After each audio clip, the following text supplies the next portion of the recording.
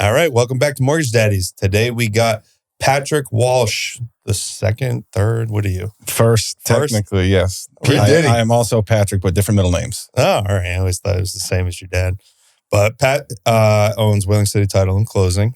He's been working with us. He's working with me pretty much since I got into this business at another company and then started his own and has had a ton of success on it. So happy to have you here, my man. Yeah, one of the OGs to Milestone. He's been around. Basically, started off with another company and then went off and opened up Wheeling City. So he's been around, basically, I want to say, since the inception of Milestone, maybe a few months into it. Oh, the inception. Friend. Yeah. We were over at 77 State Road painting and getting prepped. 77 State Road, back-to-back podcast. We talked about 77 State Road today.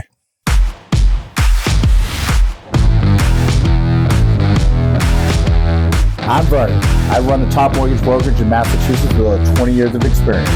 I'm Craig. I've done $100 million consistently since my second full year in the business, and I'm Massachusetts' top mortgage broker. We're the Mortgage Daddies, with real advice, real stories, and real results. Let's get going. Yeah, thanks for having me, guys.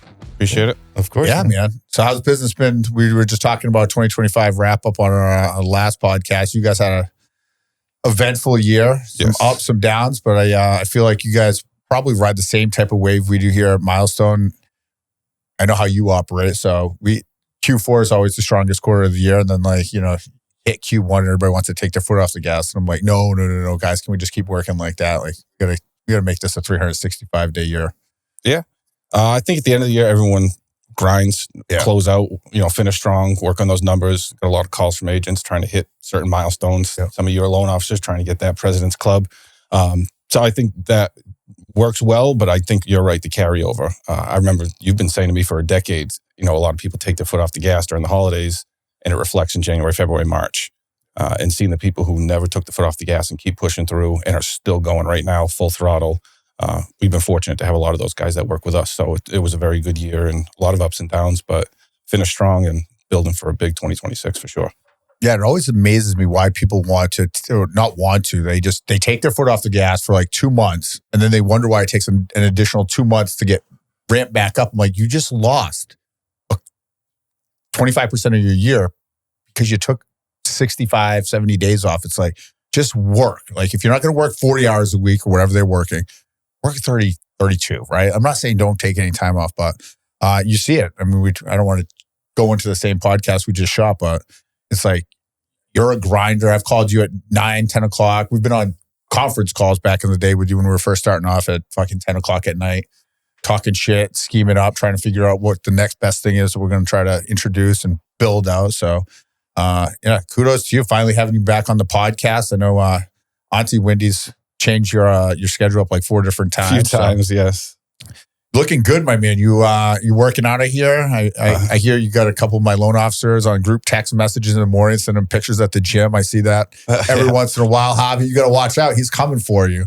He's at the gym in his workout, getting his flex on at, 5:30 in the morning? I'm seeing these texts come through. 5 or 5:30 typically, yeah. How long you been doing that for now? 5 months now, 4 months, 5 months. Jeez. At the gym. At the 5:30, 4 or 5 months. 5:30. They say it takes 6 months to make it a habit. So, and I'm really kidding. I would close. Trust me, if there were days to break, they've already come and gone. But no, it does. It becomes a habit, almost to the point where you feel weird not working out for that day. And it kind of throws you off. But to exactly what you said, going back to people taking their foot off the gas, Michael Phelps talks about in his swimming training, he went 5 years consecutive without a single day off. Christmas, everything. I saw that. And his reason was, if you take 1 day off in swimming, you lose 2.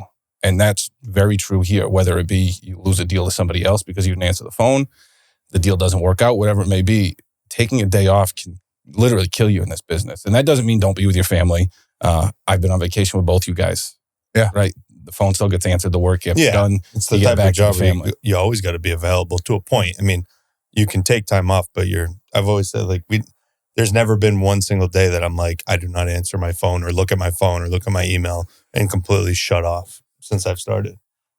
I mean, we're lucky to be in a business where we're answering the phone and that's our job, right? That's what I try to coach to people. Like we're not digging ditches. We're not like doing manual labor outside. Like you need to take a vacation and get away from that stuff, right? Like answering our phones, reading emails. Like, dude, we're the lucky ones. Like, can you imagine? I hear loan officers all the time. Like, God, I told him I'd get back to him like tomorrow. Like, I don't have time to get back to that email. I'm like, yeah, that would have taken you like 35 seconds. You've already wasted more time telling me about not getting back to that client than it would have gotten it. Like, I don't understand. So I think that's definitely one of the things that, like, especially, I mean, once you get things going, you don't need to talk to people as much. So it's like, we don't talk as much as we used to, but in the beginning, like, all the time we would talk, and conversations at 9:00 at night on the weekends, trying to get things to work out. I mean, I think that was definitely like one of the things that separated you a lot from the other attorneys, or just it's the relationship. And I think that's always been a very strong suit of yours. When people always ask me, I'm like, Pat's really good at building relationships with people, and, always being available to talk to them and have conversations and to help them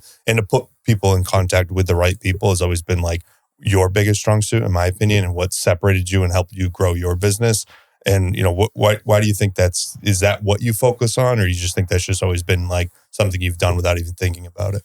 I think it's a combination. So obviously, in this area, I know a lot of people, and I don't mean that in a connected way, just like you said, connecting people with the right people. I think that's a big part of it. And then I worked down at Sullivan, Williams, and Quinton at the time, Williams, Quinton, O'Leary now, for Ray and Jay. And those guys were awesome. I was working there when I met Vern.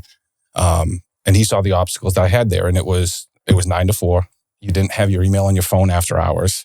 No one answered the phone. So if something happened at 4:01 tomorrow at 9:00, and I saw that was a big problem and an obstacle when I was trying to get Vern's business over there at the time, was I just can't do it. I can't get a hold of anybody. So I saw that there was a niche for that, for somebody who would be willing to work after the hours. And that means whether it's taking a phone call or finding the people who work for you to be available as well. I saw you this weekend. You were on vacation, emailing with Nicole, the two of you working on a Saturday. I didn't ask her to do that, but she knows that that's what we have to do in this business to get it done.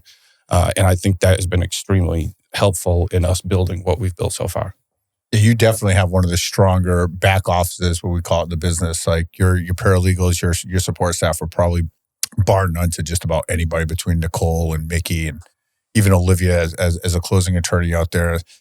There's very rarely, if ever, I'll leave it chances, maybe there's been one or two instances, you never know, I don't want to say ever, but where your office has said no, right? It's like, well, no, but this is why, right? Mm-hmm. There's always a why to it. And I think, we talk about it a lot in the podcast is, if you explain the why to somebody, it's absolutely okay. If you just say no and you hang up the phone, they're finding somebody else that's going to say yes or explain the why. Yeah, sometimes it's like the solution can't be figured out tonight, but it's just having a response back about that. We're working on it, or whatever it is. And there's random attorneys that we get put in contact with that people want to work with. And it's like, you're sending emails, you're calling them, you can't get an answer. That everyone's stress level just goes up drastically. And this is a very stressful process for most people that are buying a house for whatever reason, right? And when people don't answer, that stress level goes up. Agents' stress level goes up. And now all of a sudden the whole thing builds to a head and blows up over something so minor, and just having a response back or, a phone call back about it, and just kind of eases everybody's mind of what the solution is going to be or what we're going to do. It takes somebody that would now have to stew on that all night long till the morning to not have an answer of what's going on, and to just get them an answer or get them a timeline of when they're going to get an answer. And it's really not difficult. And I think we all operate the very similar way. Like if a client calls me at 9:00 at night, do I want to answer the phone call? No. But if I can spend 5 minutes and I just appease them and get them the answer they need or whatever it is, they're going to remember that forever. And, we were talking about it earlier on the other podcast, and it was kind of something like I think about a little bit was, in the beginning, I was always pushing to get more realtors, because that leads to more business. But now I've really found that, like, when I look back at the numbers per month, I'm like, a lot of these deals I'm getting are not from realtors. They're from past clients because you had that support that those people needed, and they remember that. Like, they don't remember, they remember the bad things, but they remember the person that, helped them along the way. They're in a transaction, in my opinion, maybe you remember everybody, but either you remember the loan officer, or you remember the realtor, or maybe you remember the closing attorney. Probably least on your end, depending on the situation, what it falls into, right? Sure. Most of the time when people need to know you really well, it's because something's not going well. So you don't want to be known. It's a little bit different on your end, but those people, and you kind of see it in a transaction as it's going. It's like, who's their main point of contact? Does everything run through the agent, or is that client coming more to you for those questions that, dude, they're real estate related questions, but they're coming to me about it, or maybe they're going to you about it. And it's just getting the answer or pointing them in the right direction. Just being that kind of quarterback in the situation is really what separates you. And then those people come back over and over and over again because you supported them throughout it. You didn't not answer their call or text. And sometimes it's just, hey, I'll look into this in the morning, get back to you. Okay, perfect, no problem. Yep. Because it's something I have to look into and I can't access it. But I mean, with technology and stuff now, most of the stuff on my phone, I can get an answer to somebody for pretty quickly, Think about how quickly, right? Question comes up about a tax thing that got sent out, right? And you get the phone call, and then the email comes to us, and then the response come back right away, and it's out, and it's over within 5 minutes. Oh, it's the best, dude, because it's like, I'm the same way. I get why. I think that's why I have a lot of compassion for people because I am the worst. We're all friends here. We can just call. Yeah, we know what you're going to say, but you say for a long time. I am the most impatient person. Like when I want a response, I want a response like yesterday, like before I even sent it about something. So I get why agents are like that. I get why clients are like that because and they don't know the whole thing. Like they don't realize how not important it is or like it's going to get worked out down the line or this is just like a prelim number or whatever it is. But like they see it and they just think that's the thing. And we're like, we all know sitting here like that the underwriter probably like put 10 months of taxes by accident or whatever, or they doubled up the taxes on that CD that went out. Like they have it as county and they have it as, town or whatever. So it's double hitting them and it's not a big deal. Like it will 100% get fixed. But to them, they just like, why did my closing costs go up $2,000? You're like, don't worry about it. If you don't answer them that night and they got to stew on it, because if you don't answer it, now they're going to call their agent. Next person. Or they're going to call the next person. And before you know it, it's like, you got 5 people calling you about something so minor. And they're calling your staff about it. And then they're asking you. And that goes back, different world, obviously, but it's the most important thing that people are doing in their life, buying a house. Right. And they don't do it every day. No. And their questions aren't unreasonable, whatever they are. But I remember my dad telling me when I first got into the business, he said, return every phone call every day, no matter what you do. I remember him, he would go back to the office 4 or 5 o'clock and sit there for an hour and call every single person. And his big thing was 9 out of 10, I don't have an update. There is nothing going on. He was in the criminal world, so it was completely not a criminal. He was a criminal defense attorney. So let's clarify that. Things don't move fast in that world, but the parents wanted an update. The client wanted an update. And it was just to give them, like you said, that peace of mind so they're not stewing on it overnight. And it may be, hey, we're not going to have anything for 2 weeks, but at least you answered their question, you put them at ease, and they will remember that and they'll come back. If you make it difficult for them, they're never going to call you again. So, I've heard you say on your last podcast, sometimes the answer is, I don't know the answer, right? Yeah. And I'll find it out and I'll get back to you. But even that, at least answers them at that moment, correct? Yeah, they can't go days without getting a response. And I think, just because of the attorney world, like attorneys are in court there. So it's like that practice in general is not like a quick response, but on this side of the business. And that's why I think like when you are buying a house, not using your typical attorney that you may use for all your other stuff or your business, it's important to use somebody that actually does this all the time because they understand that and they're going to be available to call you at 8 o'clock or respond to you at 8 o'clock. Or, I mean, we've been on text messages with clients they have a question about something or an agent to try to figure out a solution at night because, I got Lindsay texted me last night at 9 o'clock. Hey, can you send me over a pre-approval? And I'm like sitting there and you're like, does it need to go right this second, 9 o'clock? But no, you know what? Boom, send it over and the offer gets accepted because it needs to go in at 9 o'clock for whatever reason. Like not everything can wait. And it took me all of 3 minutes to send it over to her.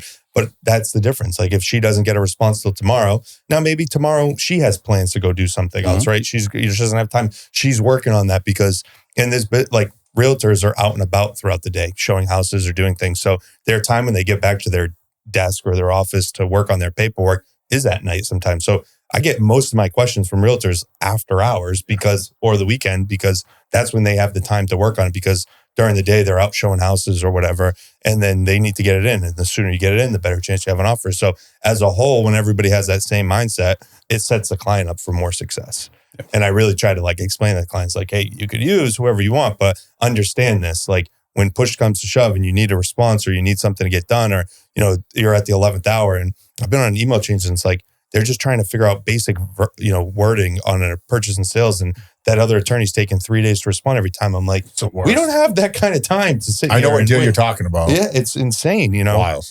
But it definitely makes things a lot easier.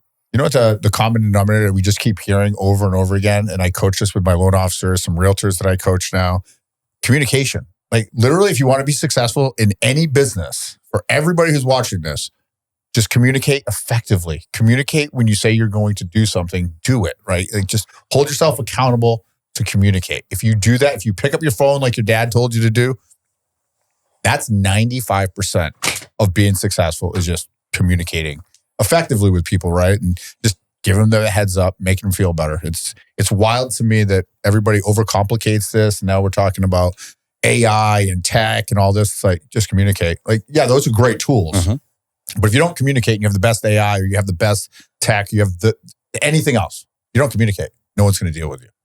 Just, it's so simple, but still no one does it.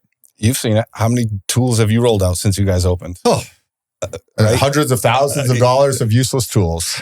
And then again, I watched the last podcast, and what did you guys talk about? If everyone took everything away, all you need is your phone. Yeah. Right? What is it, 5,300 contacts or something you had? Yeah. If people have hundreds, if not thousands, most people now, thousand plus contacts in their phone. Then they come in and they're like, I don't see them doing anything. I'm like, what are you doing? I have nowhere to call. I've followed up with all these open house leads. When was the last time you called your cousin and just asked them how the day was? Just go have conversations and communicate. I just did a year-end call you were on with Team Rosso because Craig was away on vacation. So you got me on the Team Rosso call. And that's all they talked about, right? Like all conversations always have something to do with real estate, especially if you're in that business. It always goes back to that. So, and Ron's 100% right. Like just start calling people and just having conversations and communicate with the world and it will all come to you. Mm-hmm. It's so simple. For everybody who's watching this, just pick up the phone and just call people and just ask them how their day's going. You're not asking them to get pre-approved or refinance their house. Just touch base with people. How many times do you just call a loan officer? We'll use it for business purposes for this reason. Just call a loan officer, just check in. Hey, how was your year? How's everything going? Did you hit the numbers you wanted to hit? Oh, hey, great. Thanks for the call. 3 days later, title order comes in. You're like, you didn't have to ask for the business. Oh, you're just right there. Top of mind. And I know they talked a lot about social media on there too, but that's another one. Staying top of mind of these people. Some people don't care about likes, comments. Some people really do. We've had conversations. Like people get butthurt if they're like, you're not commenting on mine. You didn't share this, but you did on that. It's like, I can't even see everybody's one, but it's like you try to make that a point to do that. You do a great job with it. I try. I don't think he sleeps. That might be the first comment on every social media post that I've ever seen. I'll tell you what though, Craig, and I've, not that I want to give my secrets here, but I've shown my wife this. You go on one of those, right? Under agreement, congratulations to my buyer. Congratulations, great job. All the time you're going to get a response coming your way. It's coming to you. Maybe it was, maybe it wasn't. But the fact that you're top of mind is going to make them think, let me send that there. Yeah, absolutely. It takes 2 seconds to put the comment. It costs nothing. It's the free advertising. It's the best thing in the world as far as getting business out there from some of these guys. Guys, I used to spend, it wasn't a lot of money, maybe $2,000, $3,000 for the face in your ad for wherever you worked on placemats at restaurants. And they'd be at like, Captain's Place or End Zone, 10 or 12 local restaurants. And everybody would make fun of me and they'd call me. My wife's like, is that a good idea? And everybody's giving me a hard time. I said, yeah, of course it is. You know how many text messages I'd get where people are dropping chicken Mozambique sauce and they're making a little face, giving me a beard. And they're like, picture, send it to me. They're like, Fern, I'm having lunch with you. Or somebody's wife would take a picture and be like, oh my God, I have to refinance. $2,000 or $3,000 for 6 or 12 months out of the year, all paid for. One deal. Hundreds. Mm-hmm. I didn't even think about that until you just brought that up. I don't know why I stopped that. The guy never called me back to renew that placemat ad. So whoever was selling the placemats back in the day, that's what it is. I'm telling you, it's just top of mind. Like you guys are saying, like I can't tell you now. I'm thinking about that was probably one of my best marketing things I've ever invested money in. No, it works. When I did the billboard, it was the same thing. It was like people are like, oh, do you get a lot out of this? I go, I don't know if I get a lot. Like I don't get like probably a random person that sees it and calls me and says, oh, I saw you on a billboard. I need to get a mortgage. But what it does is it keeps you top of mind to the people that do know you. Mm-hmm. That it reminds them that, oh yeah, they do mortgage. He does mortgages. I'm going to call him. And then you get I've go walk into a coffee shop. They're like, are you the one on the billboard on Route 6? I'm like, because I had it there for a while. It got, and people still, I have a kid that went to school with, I don't know if he was in Austin's grade or whatever, but in between his sister is friends with Peyton. That kid gives me shit every time I see him because I don't have a billboard anymore. Literally gives me shit about it. He goes, what's the matter? Why don't you have a billboard anymore? Like coming at me about it. And his mom's just dying laughing. I'm like, I love it. It's awesome. So this past weekend, I took my son out for lunch. We went over to SoCo, #SoCo on this video. Jake Gallery and Mario's restaurant in Fairhaven. But we're coming back. We take 240 to 140 south, get off of Route 6. Your billboard's not there. My son goes, what happened to Craig's billboard? I'm like, this kid's like, well, how do you remember this? I remember seeing it like in my head 3 times. Yeah. Every time my kids get off the highway. What happened to Craig's billboard? Like, I'm like, it's like, was it worth it? And he's into like card collecting and cards. He's like, I should probably put up like a Liam sports card billboard. He's like, can we ask Craig how much that was? I'm like, I don't think that's a good idea now. He told us his year-to-date earnings. I would not be buying a billboard if I were him. Billboards are much more expensive than placemats, I will say. Yes. They are much more expensive. But no, Keeps you it top of works. mind, man. Yeah, people remember it. Yeah. Absolutely. So what do you do for fun, Pat? I mean, tell the viewers, I know what you do for fun. It's all illegal substances. And no, I'm just kidding. His dad is a defense attorney now, or was. So He retired? Clerk magistrate. Oh, yeah. No, what do you like to do for fun? I know you travel. Got 2 kids. Your kids love to ski. You're in the same boat I am. Oh, we can talk about this. This will be fun. So this guy calls me this past weekend, and you know, because you talked to him. He decides to go skiing with his kids like the night before they're going to take a trip up. I'm at his house, have a little prime rib. He's like, I'm going to wake up tomorrow 5:30 in the morning. Fire. Farm and Coast has the best meat. The best everything. Farm and Coast, best meat. It's insane. He tells me I'm going to go skiing. I'm like, when's the last time you went on skis? It's like, I'm going to go snowboarding. I've snowboarded since I was a kid. And I really haven't snowboarded a ton since I've been an adult, but like here and there. And it's been probably 6 years since I've snowboarded, but I've always snowboarded. Never skied in my life. No big deal. So I'm like, this kid's going to hurt himself. I'm like, oh God. I'm like, can't wait. I'm like, Peyton, please take videos of your dad. Make sure he's okay. Pat and I go to New Hampshire all the time. I'm lucky if I get on skis on average once a year, at best twice a year. And I'm super scared that I'm going to hit a tree and die. Or at least break something. And I don't want to do that because it hurts. This guy never rented skis before. He rents skis, gets on skis. He's like, yeah, I did a couple blacks. I'm like, a lesson what? Or just on your own? No, I just went on my own. I would never even get in the chairlift to go to the top of the mountain because I'd be scared on how I'm going to get down. I was like, it doesn't look that hard. I don't know. I just feel like I know how to ice skate. I was like, I know how to snowboard. I get like the general idea of it. I was like, it can't be that difficult. And yeah, I mean, after a few runs, we end up on like, end up on the harder side of the mountain and get kicked out onto a black diamond and we're coming down. Austin has like no fear and he's like overly confident skiing and he wouldn't go down it. He like, because we didn't purposely go to it. We were cutting across and trying to get to like a different like blue square. Anybody who knows Craig, he definitely went to that on purpose. So we get to it, we just see all these people come flying down and then it's like a little plateau for the cut across, but the other side we were trying to get to was closed.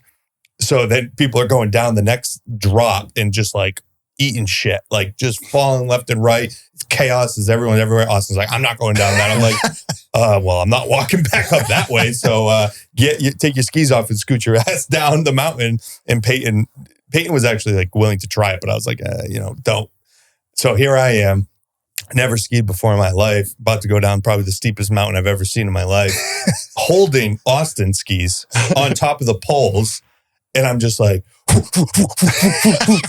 go down it. I'm like, all right, I think I got this. That was all into. He's like, I need to buy some skis. I'm not renting again, by the way. Those things couldn't get them tight enough. The feel wasn't right. But next time I'll get all Bob's. Shout out Bob's. He'll get you set up. Bob's and ski, baby. I called them on the way home. I'm like, she's like, how'd you like it? I was like, honestly, it was pretty fun. I go, but I gotta get my own shit because like those. We got black. We just went to Wachusett for the day because it wasn't a lot of time and it was like a lot less of a drive. So my buddy Joe came with me, so it was fun. Yeah, it was fun. I mean, I wish I was not scared to ski. Like, I think it's more of a fear of not being able to come to work, provide pain. I'm not really a big fan of pain. Like, I don't want to fall, and I've fallen where I've gone. Yeah, I mean that. Yeah, I've been on one time snowboard. I was 16. My cousin says, "Let's go." Took me up. Same thing. Black Diamond. 10 seconds, fall forward, bust my nose, blood everywhere. The ski-doo guy comes up and says, you got to ride down. I can't. So I just Ghost rode the board, and he said, "All right, fine, hop on." He drove me down. Never again. Never again. I've snowboarded since I was a little kid, so I don't really like remember the learning part, but I always thought snowboarding was pretty easy. But obviously, like the feel of skiing is a lot easier to pick up. Like if you don't know, like snowboarding is. Ozzy keeps asking me about snowboarding. I'm like, dude, you do pretty well skiing, and honestly, like once you get older, I feel like it's a lot easier to like ski. You just put the stuff on once, and you just get off and go, and you're not like sitting there trying to strap on. Yeah. They do have some sick new bindings for snowboarding though that you just kind of click in. I'm gonna have to get those, you know. Since he's gone to Wachusett, his whole entire reel on Instagram is just all about ski snowboard. Dude, I watch these guys go. I'm like, I got to get to that level. Like they're like, I'm buying a life insurance policy about mountains and Craig Snell being on them. I don't know if this was actually his first time skiing, but I think it was like the same day or the day after. John Afonso's wife, Kelly, puts up a video of their son going skiing. And the comment, the thing on it was like, first time going, and I don't know if it was like first time going alone or just first time going in general. This dude hit like a 30-foot jump. And then it's like in the air like this, it comes down perfect. I'm like, and this kid can like do backflips and stuff. Like he's a freak athlete. But I'm like, if that was his first time skiing and he did that, that is impressive. He's a very athletic kid. I'd like to ask John if that was like his first time skiing or first time doing that jump or something. First time going alone, because I couldn't tell if it was like first time going alone, like Kelly wasn't with him, or if it was his first time skiing. But either way, it was an insane. Like this shit was like what you see on the videos. Like it was not like I'll hit like a little 3-foot jump. Did you see that? I'm not hitting any jumps. This kid. In my mind, the idea of flying down the mountain seems cool, but it doesn't happen that way, Pat. For us, no. Our idea of flying down the mountain is in the back of the ski-doo, like coming down. Correct. The guy driving it and being like paralyzed in the back. Like, yeah. And I've fallen like every time I go out, I definitely fall. So then I'll fall and I'm like, oh, that wasn't bad. Then I'll fall again and I'll go back up and I'll go back down. I'll go back up and I'll keep falling. And then I go into the clubhouse and I'm like, I feel like I've been out on the mountain for 9 hours. The clubhouse. Hey, it's been like clubhouse. The lodge. It's been like 3 hours. And I'm like, grab a little bite to eat, maybe have a hot cocoa. I can't even move. Yeah, there's no going back. Broken. No going back out. Like, you can't go back out. And then my kids are like, going back out. I'm like, oh, I don't want to do this anymore. When I was a kid, I would be like, we would go on like a lot of trips and I'd take a walkie-talkie and just go off on my own. And it would be how many, like I would try to do as many runs as possible the entire day. Like, not even want to stop. This, I'm like, guys want to take an early lunch? Like 10:30? And they're like, no, 2 runs. Yeah. And then after like a couple runs, I'm like, you guys good? You want to go to like Dave & Buster's on the way home? Because my shins have like all red marks from those boots on them. No, there's so much. Another level. Walking in ski boots versus walking in snowboarding boots. Ski boots suck to walk in. We had some, I will tell you though, Wachusett's like the lodge, very impressive. Yeah. For not massive a mountain it is. That thing is, they had restaurants in it. They had multiple things. You go to, what was it, Black Mountain? Black Mountain. Like that was like nothing compared. This thing is 10 times the size of what it was at Black Mountain. I couldn't believe it. Yeah, Cannon's similar, where we are is similar to Black. You have the lodge, a little restaurant. I've never been to Wachusett, but it's probably like Cranmore then? What? Similar to Cranmore. Wachusett's is like definitely not a massive mountain. I mean, plenty of like difficult ones. There's just not a lot. Like, there's 3 lifts, I think maybe with one more up, like that kind of comes like halfway down and then you go back up if you want. But like the lodge was insane. Yeah, it's beautiful. I couldn't believe it. And the place was packed. That was another reason why I wanted to get out of there. I don't like waiting in lines. So now we got Pat working out for the last 5 months. Yeah, what got you into working out? Because like when I met you, it definitely would not be. Probably last thing in my mind. Last thing I would have said was you were going to go work out at 5 o'clock in the morning. This is the same guy ordering Portuguese food from Antonio's at 10 o'clock at night. Still do. Not 10 o'clock at night, but I still love Cafe Mimos now. Shout out Scott. Nice. But yeah, no, I don't know. I couldn't put my finger on anything. It was just like one of those things where it's like, why am I not? Right? Yeah. What am I doing in the morning? Nothing productive. Right? You're not doing anything at work until 9. So why not get up, get your day started? Now, feel much out better. of the gym, done, ready to go by 7. Help my wife with the kids get ready for school. They're off 7:40. Head to the office. By 9, when everyone's getting in and responding to emails, I've already been working since 6 when I was in the gym, really. So, my day's 4 or 5 hours in when people get started. But you know how it goes. Once you get in that mode, you're clicking on all cylinders a few hours in. I'm already there when the day starts. Yeah, you're not banging off the cobwebs at 8:30 trying to get ready to try to have a conversation. Now we have to worry about this Summer League basketball. This guy's going to be dunking on us. We got to get in shape, Craig. I I haven't dunked a basketball in a long time, Vern. We have a I used to be able to touch the rim, but not anymore. I could dunk in college, but again, I was working out a lot then. So, what time do you go to bed now? You go to bed a lot earlier because of that? yeah, I mean, I'm probably getting into bed, I don't know, like 8:39, but not going to bed. TV, scrolling, whatever. But by like 10 usually. Now with those sleep things on the phone, it's telling me at 9:45. time to go. Yeah, protect your sleep or something. It says pops up, time to shut it down, put it into like, do not disturb, but something like it mode. But I'm like you guys, phone goes off, I'm still working. I'm going to get up and answer it. I've been going to bed at like 8:30, 9 o'clock. We were on some card breaks last time. Like, I'm going to bed. And then I'd find myself back on a card break. We didn't talk about it in the last one. Might as well talk about it now. I got kind of roped into this card business. So I wonder who roped you into it. Never in my life have ever like bought sport cards. I've always saw it, and he always talks about Liam doing it. And I'm like, it's cool. It's cool. It's cool. Back to prime rib at his house. Prime rib night led to a lot of activities. He thought the most expensive thing that night was the prime rib from Farming Coast. Nope, not even close. Liam started talking about the card thing. He's like showing us this live thing on TikTok, the breaks, whatever, where they like baller breaks. People, for you don't know, they pretty much, you go on, you can buy whatever packs of cards you want. You click on them, you go into a queue, the guy opens them on it. But it's cool because the people who are opening them like super know about the cards. So like, they're like, the first time they're just flipping through cards, and Austin and I am like, oh my God, like that's like a Luca card or whatever. And the guy's just like throwing it away because it's not like a good card. Sure. So then like in the back, like sometimes you get a couple good cards and then they open it like real slow and they're like, oh my God, get the harpoon, get the whale, just going nuts. So everyone like kind of bought like a few that night. And then 2 days later, come Saturday, I'm like back on the thing, looking at it. Group text going with Liam and Canberra and everybody. And I'm like, all right, click. I'm like, well, if this pack could get you this bag, this more expensive pack could probably get you some really, really good ones, right? Yeah. So a few bucks later, did a big run. Saturday night, did it again. I don't know what a Toyota Camry costs these days, but I think he has a Toyota Camry coming to his house and a UPS box. I looked at it as an investment, You get some good cards. I got some good ones. So like, that was the problem, was I bought some, and then Liam's telling me like, oh, that one's worth this much. I'm like, oh, I made my money back, so now I got to buy another pack.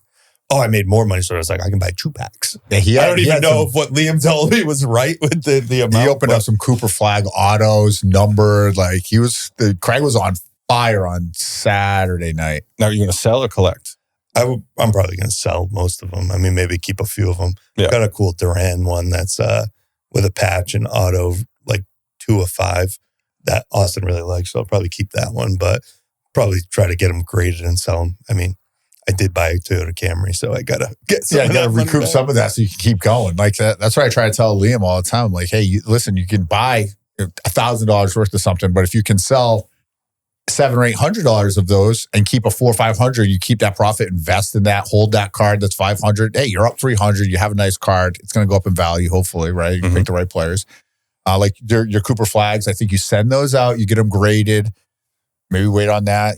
He wins a Rookie of the Year or something that, like I tell him all the time, like you got to sell when they're high though. And he's like, well, they could go higher. I'm like, unless he breaks his leg. And that goes from 10,000 I have the same thought process as you on that. I'm like, if they're high, like even some of the cards, like some of the players, like when some of the other packs, so you can get older players. Then Austin's like, who's that? I was like, that was one of the best, like, player when I was a kid, but it's like, it has it has a value, but nowhere near like what a Cooper Flag card is. I'm like, why is Cooper Flag card where it's like the same kind of card, just like somebody else? Yeah, it's like, honestly, it's January 6th today. 6th. So, the Patriots are playing in the playoffs on Sunday, playing the Chargers. Drake May, Liam and I, this is a perfect example of why I say sell, right? Like, yeah, you could sell something for $5,000 in 2 years, it's worth $11,000.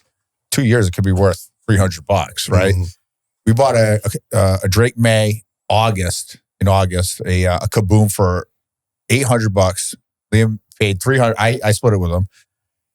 Got it graded for $300. It's now worth almost $5,000. Now, if he wins the MVP, he wins against the Chargers. I'm like, buddy, this thing's got to go on eBay. Time to sell. Like, he's not going to have, even if he had a great career, which, big pass fan here. I want him to, but like, how much more can this go up? I mean, unless he's going to be like Tom Brady. I'm like, but then again, I see some of the cards that he shows me. He's like, yeah, look, this card was $4,000 and you would have sold it. Now it's $14,000. I'm like, I don't know. Like, I'll take the 4,000 I get now. How many of those 4,000s are worth 500 now, though? Yeah, no, a lot. I mean, there's a lot of players. I mean, I'm a big Jason Tatum Celtics guy. I have an obnoxious amount of Jason Tatum cards. They're in my safe. I've invested a lot of money, and I was very sad to see him hurt himself last year in the playoffs. I wasn't even thinking about my card collection. I'm down like 35% on his card. And this is still one of the top 10 basketball players. And he's coming back. He's coming back, but you don't know at what level. At what level, right? I mean, I know for a fact he's coming back and being a beast and taking over again, but he's coming back this year, right? Yeah, hopefully. I mean, they're talking about, somebody was talking about February. I think legitimately the earliest he comes back is sometime mid-March. That'll give him enough 6-8 games at game speed in the NBA and then go into a playoff run. I mean, we're going to talk about sports. Let's just talk about Jaylen Brown for a second. In 1,000 years, knew he was a dominant player. He's a great player. I did not think he was going to be able to carry the franchise with losing Porzingis and they surprised me. I mean, I've always liked Jaylen Brown. I thought if he didn't have Tatum, he would have much bigger numbers and be a much bigger name. But he still is. It's kind of cool that they've been able to keep both of them, going at that level, because that's tough. A lot of teams can't do that. Yeah. Someone wants to be the number one star and the other guy thinks he should be, and before you know it, he takes off to go somewhere else to be that number one star. But the Celtics have been able to kind of manage both of them, and this year's given Brown an opportunity to be that number one guy. You look at losing Porzingis, Drew Holiday, and then you look at both those guys have only played 12 games this year each. It's wild. And then now you got Trae Young on the chopping block. He's looking to get traded. Is Trae Young and old Jaylen Brown of last year? I would consider them as important to each team as they are. Mm-hmm. Trae Young's talking about getting traded. Like, I can't even imagine trading Jaylen Brown, right? Like, I don't know who I would. Giannis came up. My son's like, oh, it looks like maybe the Celtics could trade for Giannis. I'm like, I'd rather have JB.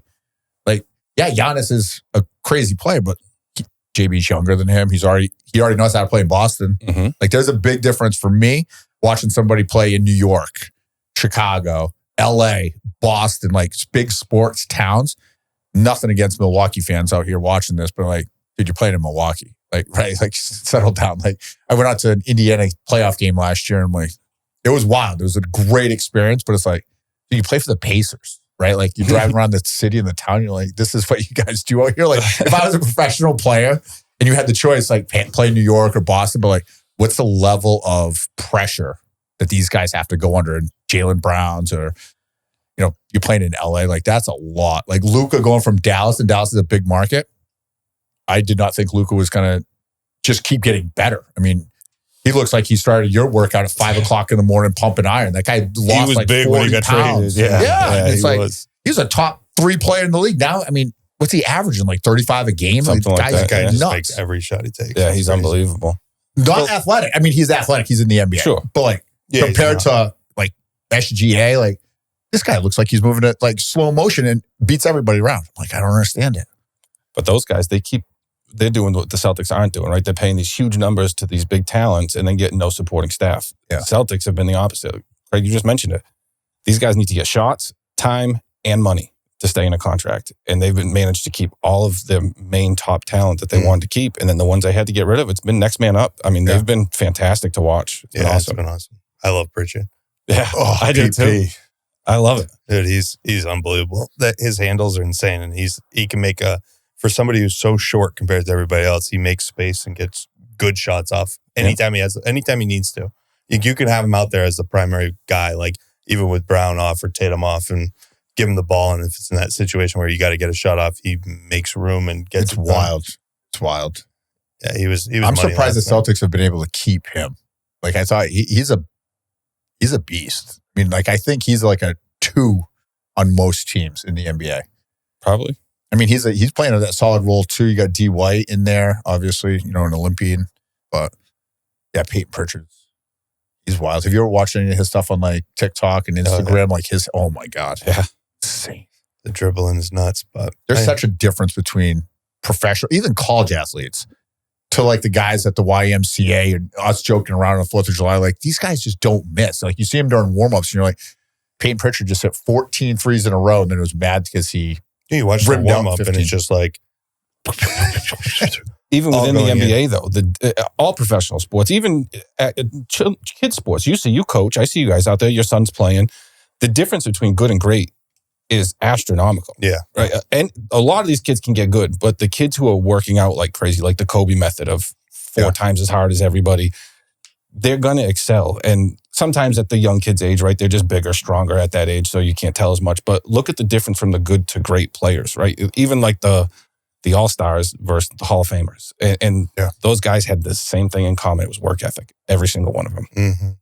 Yeah, I'm excited. I mean, I'm going to the PC UConn game tomorrow night, and I haven't been to a college basketball game in, I don't even remember. Probably since we had the same box of PC. 5 years ago, maybe? Yeah. Was that before COVID? Right after COVID. Must have been after George was with us, so must have been after. Yeah. I love college basketball. I think it's like one of the best things. The dunk is the best. Well, the amp now, but the dunk, that is an awesome place to watch a game. Yeah, I'm looking forward to it. Well, boys, it's been real. Having big Pat Walsh on. Thanks for coming in. Absolutely. Appreciate you guys for having me. Thanks, bud. Until next time. See ya. Thanks, guys.